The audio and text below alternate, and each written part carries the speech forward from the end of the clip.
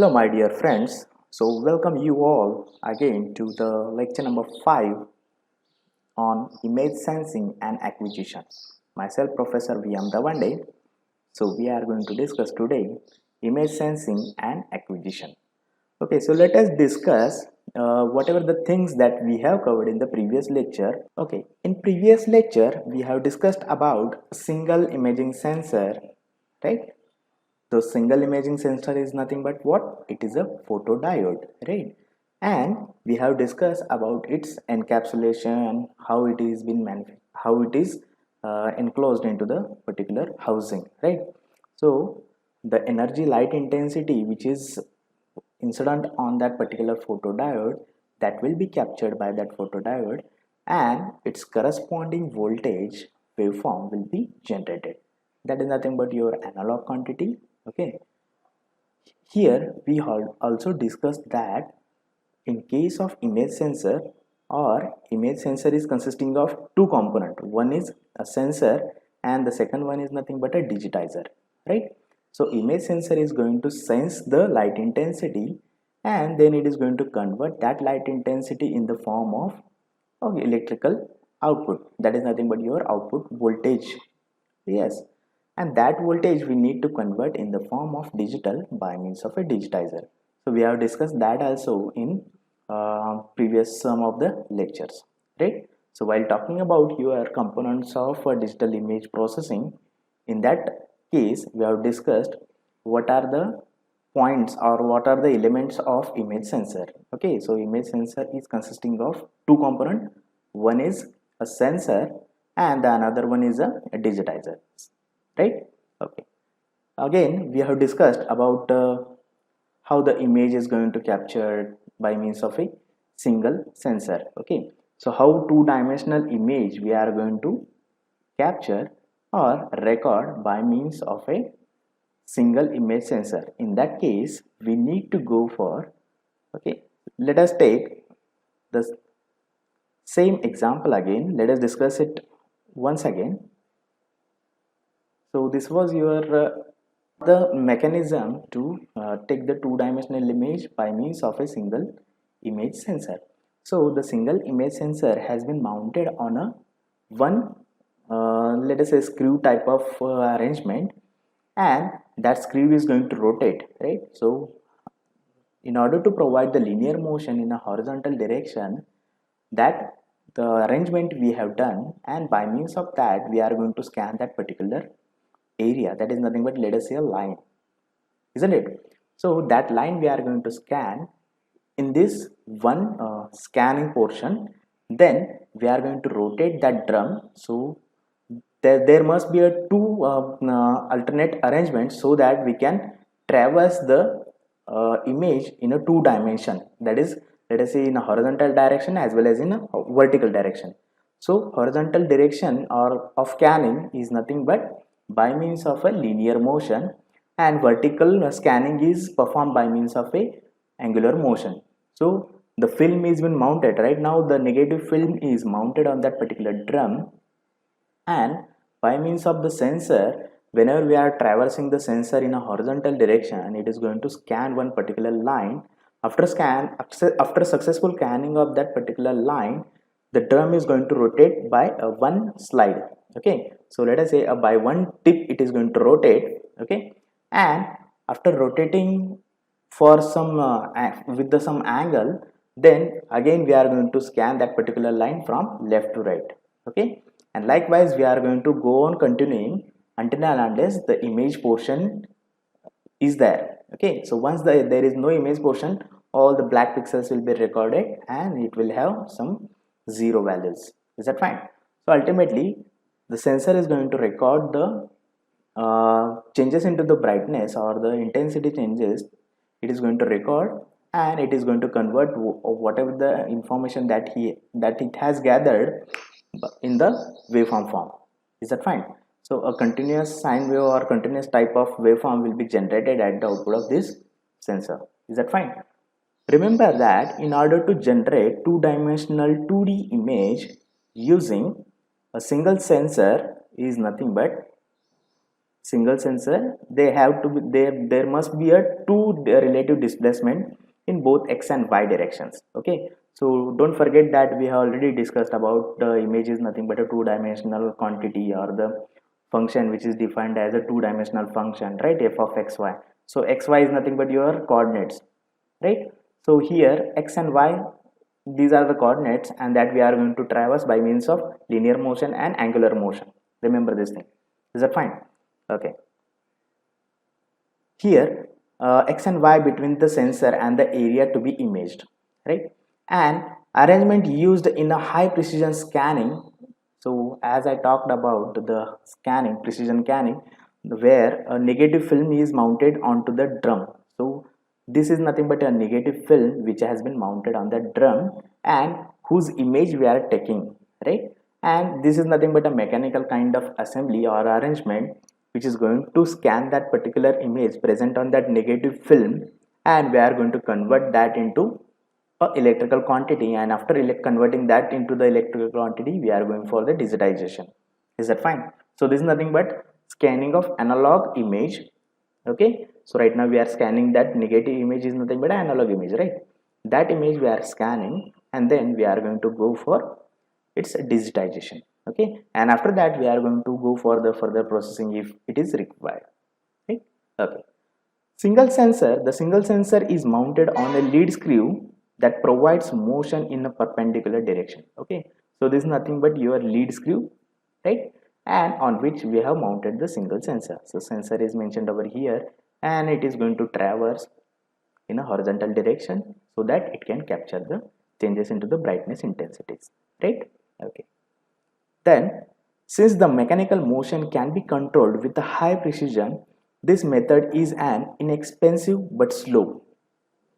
Definitely, this is nothing but whenever we need to go for the scanning of, let us say, image, it will take a lot of time, right? It is going to scan one line by line. Okay, so suppose a larger size of image is there, then definitely it will take a too much longer time to capture all the uh, information present on that image. So it is a time consuming process, right? We usually don't prefer such kind of processes. We need to have a very fast acting digital processing, right? Digital image processing we must have, isn't it? So this is a very complicated and very slow kind of process.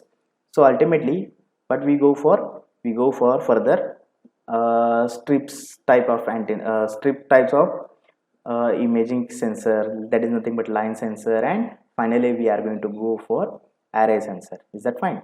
So in order to take a single image by means of a single camera and this arrangement, we have to wait for some time, right? But in case of if we want to have a faster images, then we need to go for the alternate types of sensors. Okay, fine. So this is nothing but the image acquisition using sensor strips. Okay, so sensor strips are nothing but what? These are nothing but mounted on a line of let us say any line. Okay, there is a, let us say, strip, okay, on which we have mounted multiple sensors onto that line. Okay, so as like your LED strips, right? LED strip is nothing but it is a light emitting diodes, but in case of this sensor it is nothing but a light accepting diode, that is nothing but a photodiode is going to accept the light, isn't it? So remember that as like your LED strips, we will be having such kind of strip of photodiodes, and then one direction is what? Okay, so again if we want to scan the two-dimensional image, so we must have two directions or two dimensions, isn't it? So one dimension has been fixed with the help of that sensor strip. Okay, so this is nothing but your now sensor strip, and that sensor strip is having one direction. Is that fine? So let us say a horizontal direction we have scanned, and now we want to go for the vertical direction. Okay, so by means of traversing that particular strip on a vertical manner, or if we are going to move that strip to and fro, then definitely we can image, or definitely we can capture the information present on that particular scene or the area under interest. Okay, so we can scan that area, and by means of this we can go for imaging of that particular scene, isn't it? So remember that this is nothing but your strip, isn't it? This is right now your strip on which the multiple photodiodes are being mounted. Okay, so this is nothing but a simply a strip on which the photodiodes have been mounted, and whenever we are going to move this strip in a to and fro manner, so definitely it is perpendicular to the this line of axis, right? So line of axis of these multiple sensor which are been mounted on this particular strip is, let us say, x-axis, and if we are going to move the strip in a perpendicular direction, let us say a y direction or let us say z direction, then definitely we are going to capture the information present on that particular scene. So by means of this we are going to take its image, isn't it? Okay, so let us read this. The strip provides the imaging elements in one direction. So as we discussed, it is going to provide the elements in a one direction. So this is nothing but right now your one direction. Yes. Okay, so this is nothing but right now your one direction, and the second direction is what? If you are going to move that sensor strip to and fro, then definitely you are going to get the other direction. That is nothing but the second dimension you will be getting whenever you are going to move that strip to and fro on that scene, right? Okay, motion perpendicular to the strip provides imaging in other directions. So as we discussed, it is going to provide a other dimension or direction. This is the type of arrangement used in a most flatbed scanner. So in a previous lecture itself I have mentioned that whenever there is a line of strips is there, so remember that this is applicable or used in flatbed scanner, even your Xerox machine. Okay, I hope you might have gone for Xeroxing of different documents, right? So remember that whatever the Xeroxing machine is there, it is using this kind of sensor array. Okay, so sorry, this kind of line of array, line of sensor, sorry.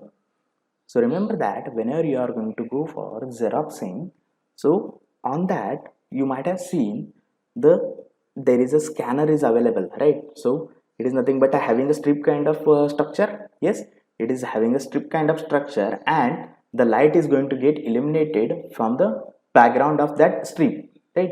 So from the background of the strip, the light is going to get illuminated onto that document, right? And then the document along with that lead is going to get closed. So the operator is going to close that lead of your Xeroxing machine, so that a proper recording of that particular points which are there or the lines which are there on your document, that can be recorded with a good quality of imaging. Okay, so for that purpose they are going to close that lead, so they are avoiding the extra light or the light from the environment to be added onto the particular environment, right? Or the scene to be imaged or the document to be imaged, right? So remember that that is nothing but a flat bed scanner, or the strip of sensor is been mounted over there, and then the light is going to get illuminated. Until and unless we are not going to illuminate the light, we cannot capture any image. Remember this thing, because we are going to close that lead along with that document, and then we are going to capture the alphabets or the lines or words present on that particular document, or it may be a image also. Okay, so whatever the content that are there on that particular document, that we are going to scan by means of this sensors. Okay, so this is nothing but a strip sensors. So remember that whether it may be a Xeroxing machine or it may be your scanner.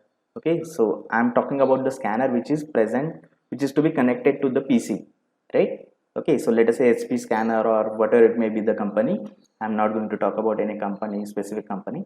So remember that whenever there is a equipment called as a scanner, then there is a strip of line or sensors. Okay, so this is nothing but a sensor strip or line strip, right? Okay, in line sensors, okay, line sensors can be also used to image the geographical area. So in this case, what they are going to use, they are going to fix this sensor strip under the any flying object. So let us consider that we have a helicopter, or let us say we have a aeroplane or flight. Okay, so we are going to fix this line of sensors to the beneath of that particular let us say flight or aeroplane, and then So this is nothing but your one direction, right? So right now whatever we have fixed the sensors onto that plane, so that plane will have this nothing but a line of sensor, and that is nothing but your one direction. And the image to be viewed, or the sensor, whenever we are going to move our plane, or whenever that plane is going to move at a constant height and a constant speed, that area can be scanned with the one direction. So this horizontal direction is being fixed by means of your sensor strip, right? And the other direction can be provided by means of a moving movement of that particular plane. So whenever the plane is going to move at a constant altitude, okay, altitude is nothing but a height of that particular plane from earth, okay. So whenever the flight is going to move from uh, on that particular geographical area at a constant speed and constant height, then whenever it is moving, it is going to provide you another direction, that is another dimension. And because of that, the particular geographical area we can image by means of this line sensors or strip sensors. Is that fine? The same thing has been mentioned over here in line sensors. Line sensors are used routinely in airborne imaging. Okay, so in case of airborne imaging application, it is going to be used, in which the imaging system is mounted on the aircraft that flies at a constant altitude and a constant speed over the geographical area to be imaged. Right? Okay. The imaging strip gives one direction of an image at time. So as I discussed, it is going to give you imaging strips give you one direction, right? And the motion of strip completes the other dimension of the two dimensional image. Yes. So sensor strip mounted in a ring configuration. So if it is mounted in a ring fashion, so let us take an example of MRI. Yes, I hope you all of you might have heard about the MRI scanning, right? So in case of MRI scanning, what is the long form? Medical radiation imaging is the long form of that MRI scan. Okay, so in that we are going to have a patient which is going to lie on that particular bed, which is going to get inserted into the let us say ring shaped or circular shaped object, right? So it is nothing but a cavity on in which the patient is going to get inserted, and then the imaging is going to occur. So in that case, remember that they are going to check out the cross sectional area of that particular any scene. Okay, like right now the patient is there, and if we are going to check out for the CT scan and MRI, so the similar kind of technology is used, or the similar kind of approach is being used for the imaging of a cross sectional area of our brain, let us say brain, or it may be any other part of the body, right? So we can go for the scanning of our brain. Okay, so in that case we are going to check out the different parameters of that particular brain or anything. Okay, so we are going to take the cross sectional images of that particular brain, and from that we are going to go for the diagnostic based on any if problem is there, right? Okay, so remember that this is nothing but a cross sectional type of imaging. So this is nothing but a slice of images of 3D object. So our human body is nothing but definitely a 3D object, right? A body. So we are going to insert it into that particular chamber, and from that we are going to check out the images. So the sensor arrays are, or the sensor strips are mounted in a circular fashion. Is that fine? So this is nothing but another application. Okay, so sensor strip mounted in a ring configuration are used in a medical and industrial application. Okay, to obtain cross sectional, that is nothing but a slice of images of particular three-dimensional objects. Is that fine? Great. Okay, now let us discuss how we are going to go for the scanning of image by means of a sensor arrays. Okay, so remember that whatever the digital cameras or your mobile phone cameras are there, they are using all the sensor arrays. Okay, so remember that whenever we are going to talk about that 12 megapixel camera is there, that is nothing but your camera sensor. Okay, so that sensor is consisting of multiple small sensors. Okay, those are called as a charge coupled devices. Okay, so a typical sensor for these cameras is a charge coupled arrays. Remember that charge coupled arrays, they are again nothing but a photodiodes. Okay, we can call this as okay. And if we are talking about, let us say, 12 megapixel, so how many such kind of sensor arrays will be there? So remember that 3000 by 4000 number of sensor arrays are there, okay. So 3000 number of rows, okay. So 3000 number of rows and 4000 number of columns will be there. Are you getting it? 3000 number of rows and 4000 number of columns will be there. Such a huge amount of sensors will be there on a single camera sensor. Are you getting it? So if I am going to talk about, let us say, 4000 by 4000, it will be a 16 megapixel, isn't it?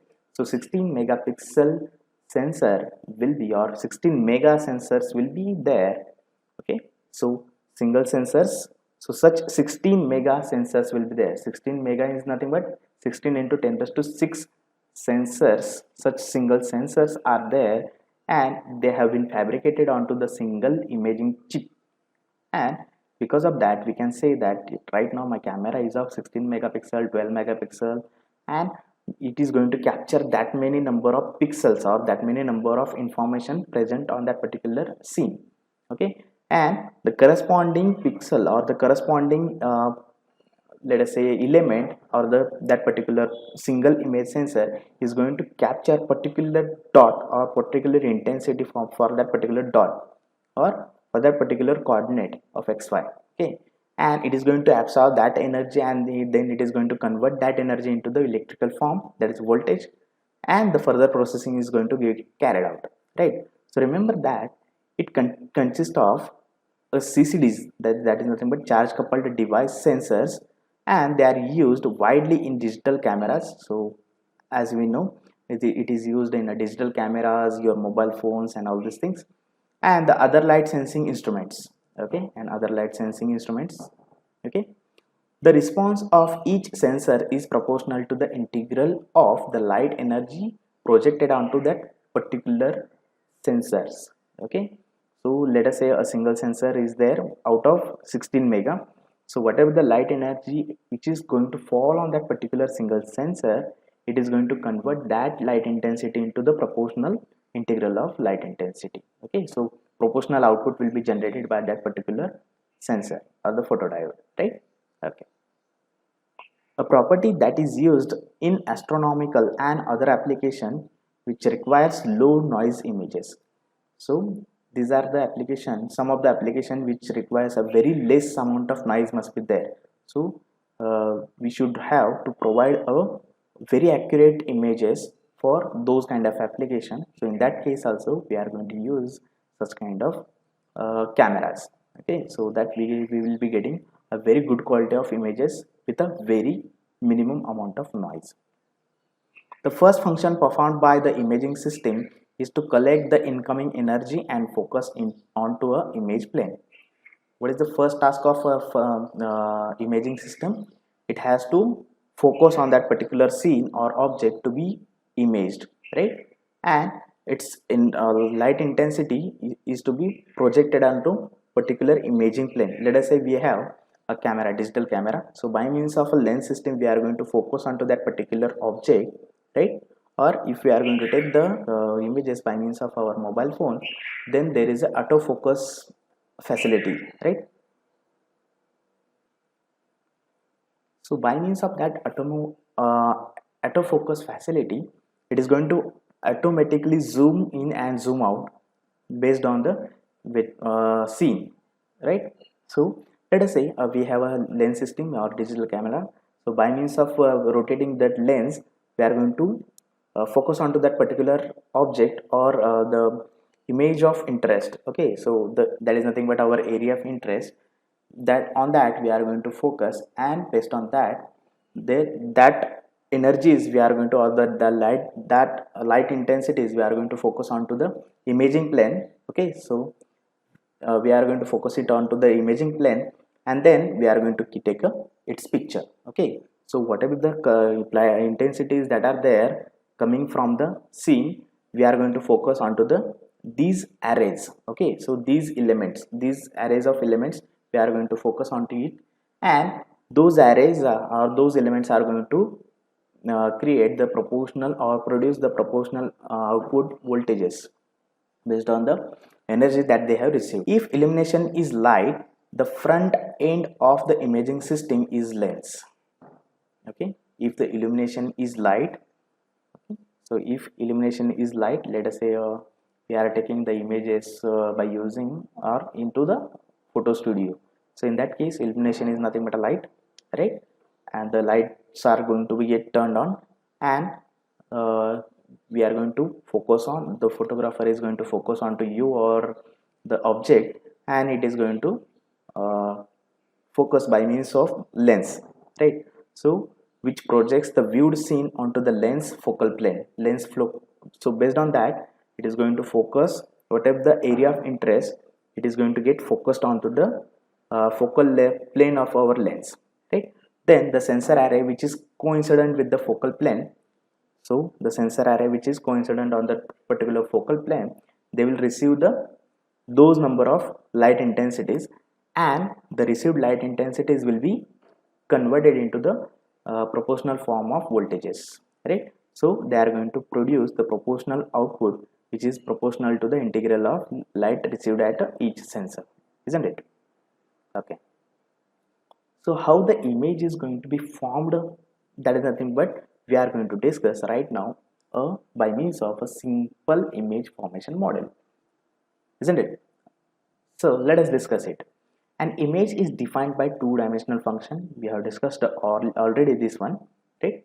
So this is nothing but having a f of xy. Xy is nothing but a spatial coordinates, and amplitude of that particular f is dependent on light intensity perceived by everything and all these things, right? But we are going to discuss in a more specific way now how it is created, actually considered to be f of xy, right? So let us discuss this.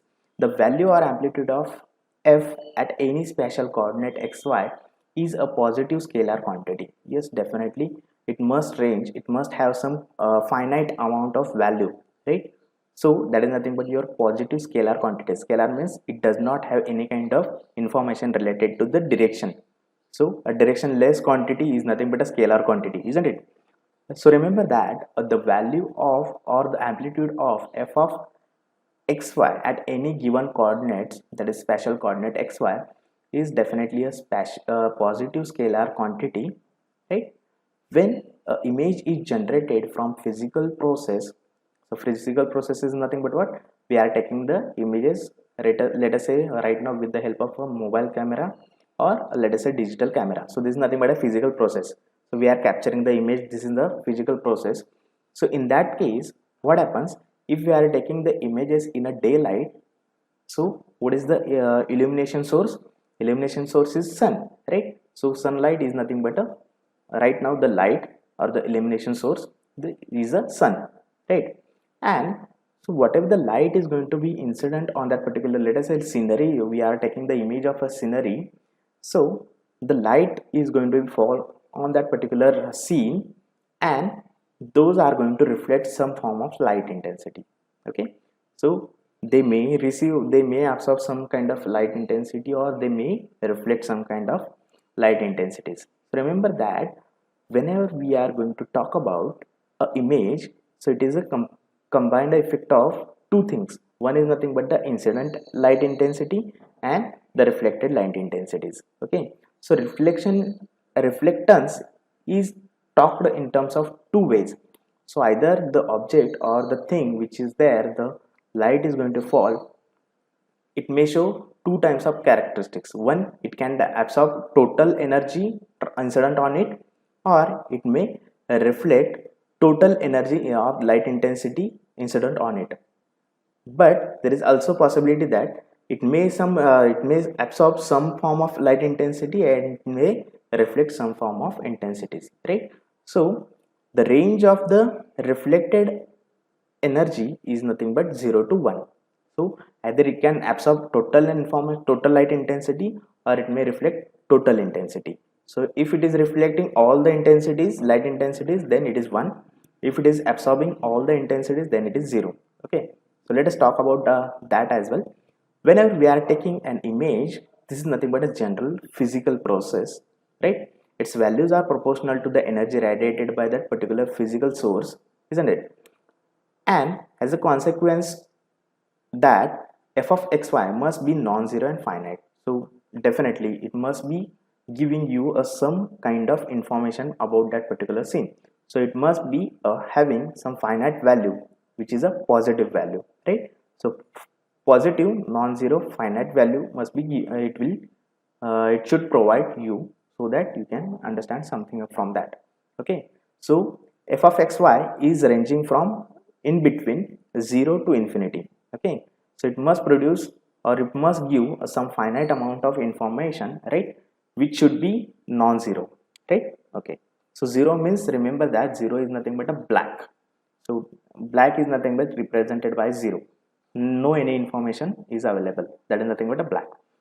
So remember that the function f of xy may be characterized by two components.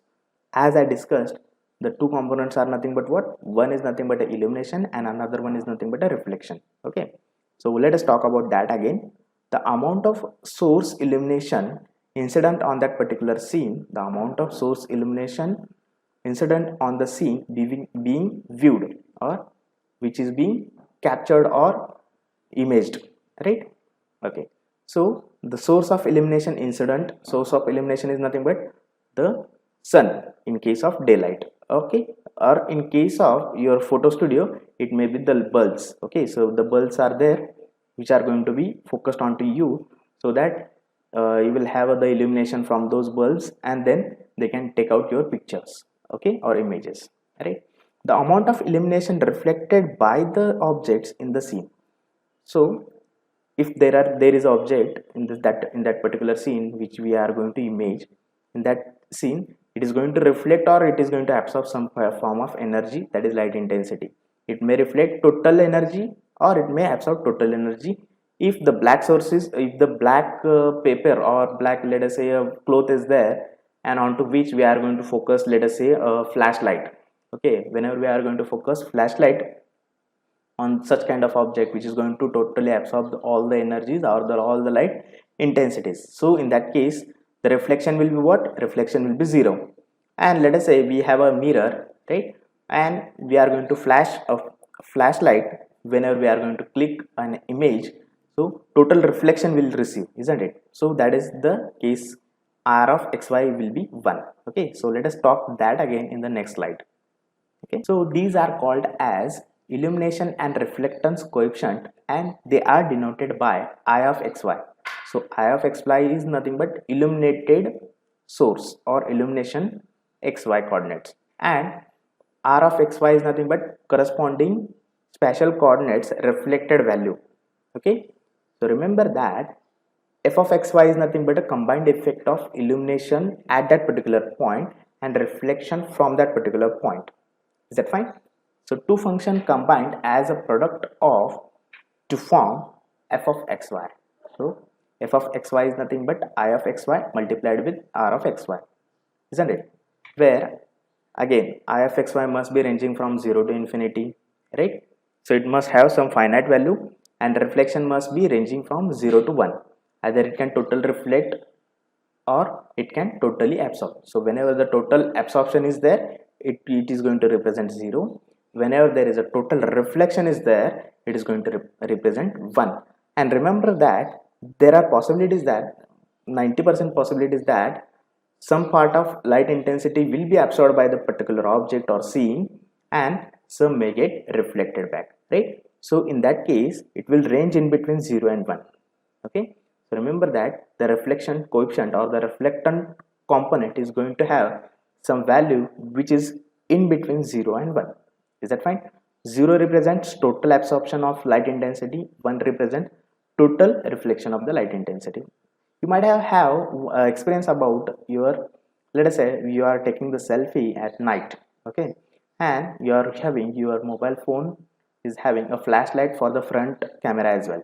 In that case what happens, whenever you are going to take out the selfie, so the person who is having the spectacles, in that case you will be getting a blur, or the image in which the glare of that flashlight is going to be imaged onto that particular spectacle of that particular person, right?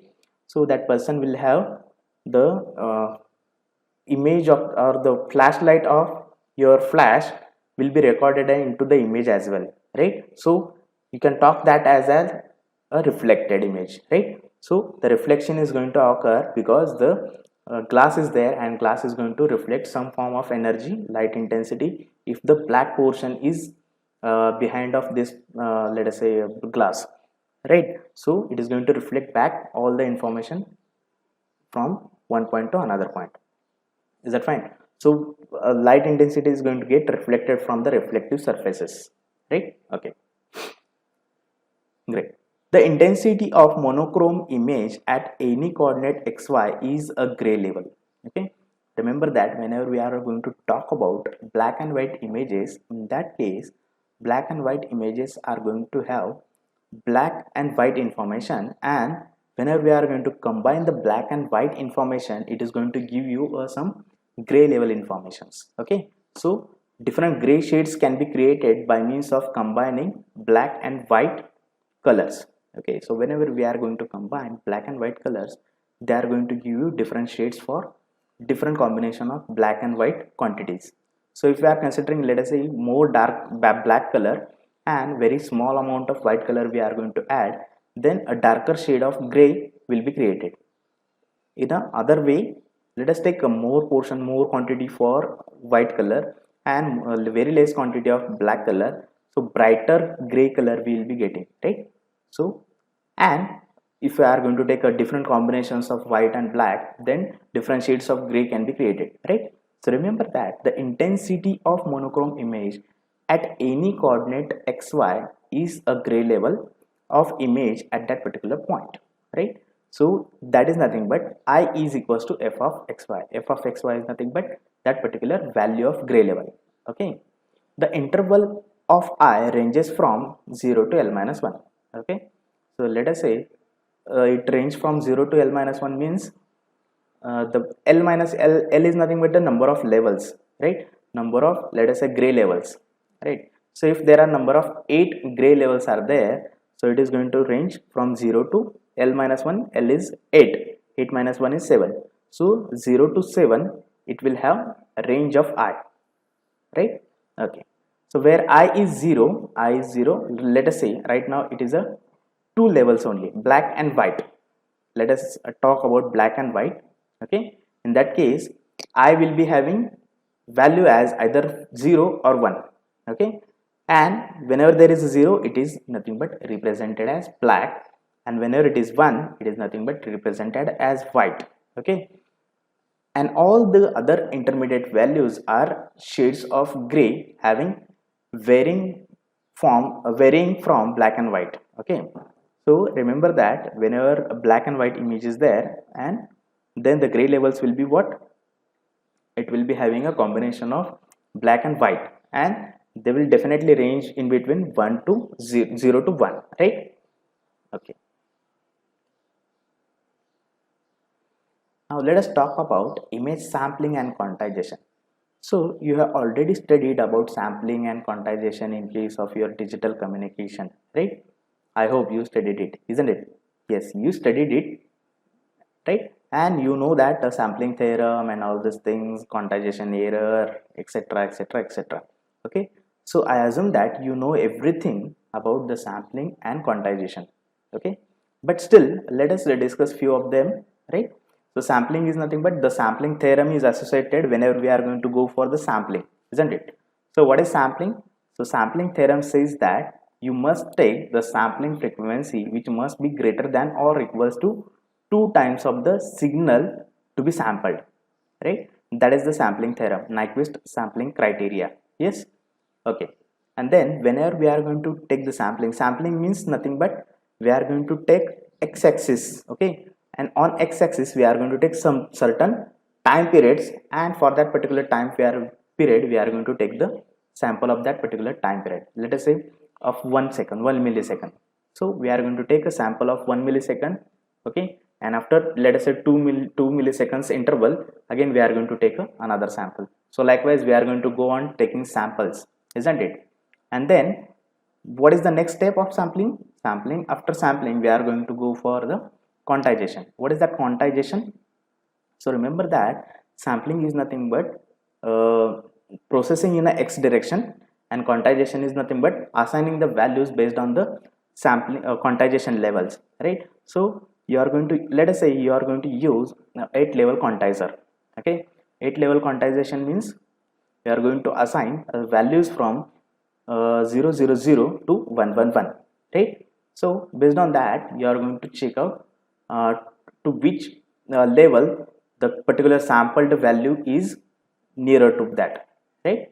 Okay, so whenever let us say you are having a sample at, let us say 000, then you are going to assign these number of bits to that particular one sample, right? So this is nothing but converting analog image or analog quantity into the digital quantity, right? So sampling and quantization, these are nothing but the processes of converting that analog quantity to the digital quantity, right? Okay, again you might have studied about quantization error. So whenever the number of quantization level that you are going to choose, if it is less, then more the quantization noise and granular noise will be there, right? So I hope you studied that quantization noises and all these things. Okay, fine. So this is nothing but the process we are going to adopt in case of our image processing as well.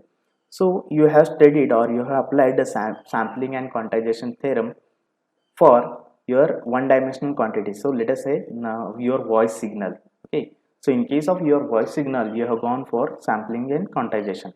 In that case, what you did, you just first taken the samples and then you took the then you have gone for the quantization. Okay, so 8 level quantization, the more number of quantization level will reduce the quantization error, isn't it? So more the number of quantization levels, okay, it will reduce the quantization noise, isn't it? So this we will talk in the next lecture. So for the time being we are going to assume that you know that sampling and quantization, and we'll talk in this in case of our image processing in more detail into the next lecture. Okay, so thank you for watching this lecture.